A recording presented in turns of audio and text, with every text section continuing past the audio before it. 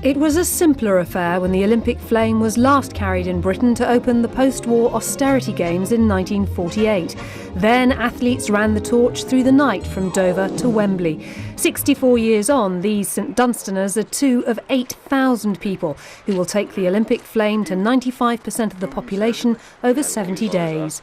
Both men have severely restricted sight, nominated to carry the torch in recognition of their inspirational attitude. It means a great deal. It means I can do it, then tell my son in the future that I done it, then a reward, like something, I'm finally getting something back out of lost my sight, then one good thing's come out of it.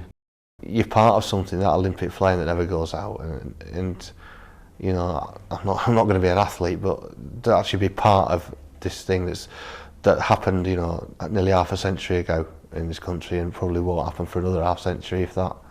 Veteran Billy Baxter, the fastest blind man on a motorbike, has been named as the third St Dunstaner nominated to carry the Olympic torch in Wales.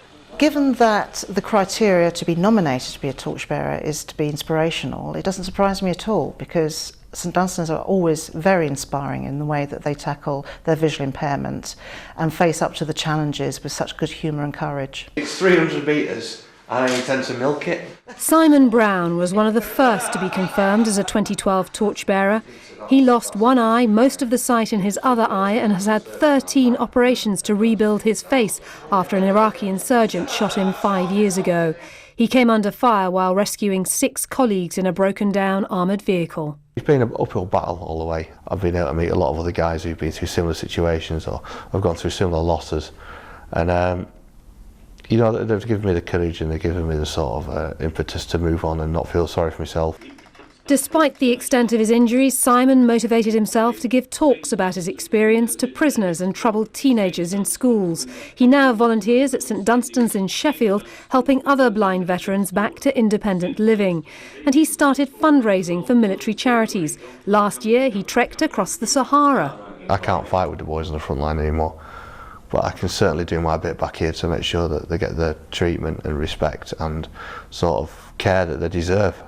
An Iraqi insurgent might have robbed Simon of much of his eyesight, but the motivational talks he gives, the work he does here at St Dunstan's, and the tens of thousands of pounds he's raised for charity goes to prove the Iraqi didn't rob him of his vision. We got guys out there now getting really seriously hurt and getting killed, and it'd be an insult to them for me not to carry on and rebuild my life, because, you know, I have been given that second chance.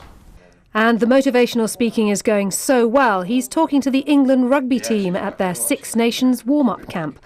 But carrying the Olympic torch through or near his home city of Leeds ahead of the 2012 London Games will be the highlight of Simon Brown's year.